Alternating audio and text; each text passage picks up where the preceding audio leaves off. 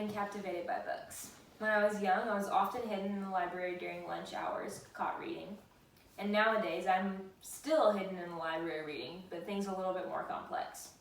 And while I know that reading is an acquired hobby and few people enjoy it, reading was the first thing we were taught in grade school, was it not?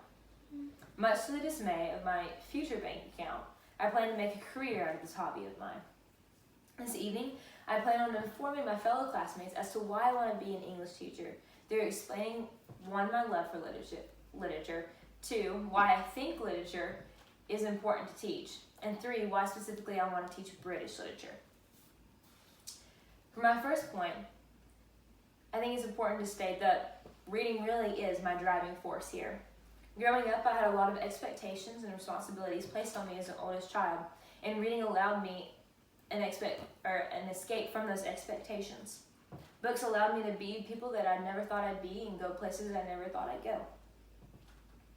And while reading still is pleasure for me, it still is an escape from reality, I think as I've grown up, the experiences that I've gotten from reading have become invaluable.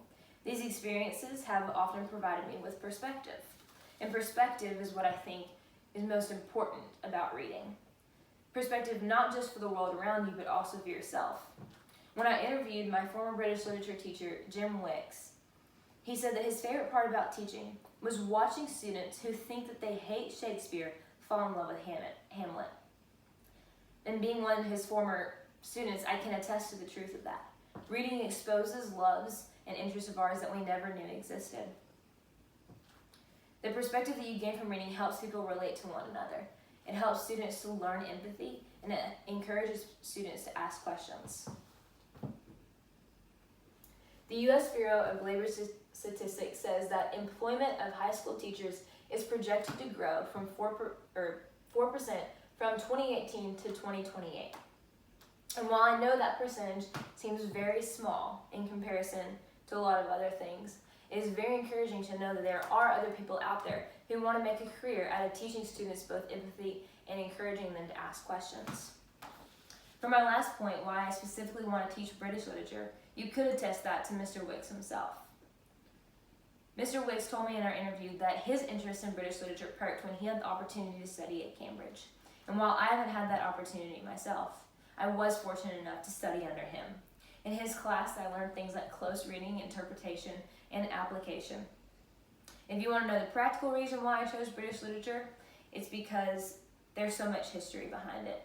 The rich history provides you with a lot of material that you can sift through. Mr. Wicks told me in our interview that it's hard to keep students engaged in material that occurred so long ago, but hopefully with so much material to pick from, it'll be easier to keep students engaged. In conclusion, this evening, I provided my classmates with a knowledge of why I love reading, the imperativeness of teaching literature, and specifically why I wanted to teach British literature. The beloved British author Jane Austen wrote in her book Pride and Prejudice, "I declare after all there is no enjoyment like reading. How much sooner one tires of anything than of a book." And while I do take Miss Austen's words for face value here, I think that she means the importance of a book is more than just the places it can take you and the people it can allow you to be.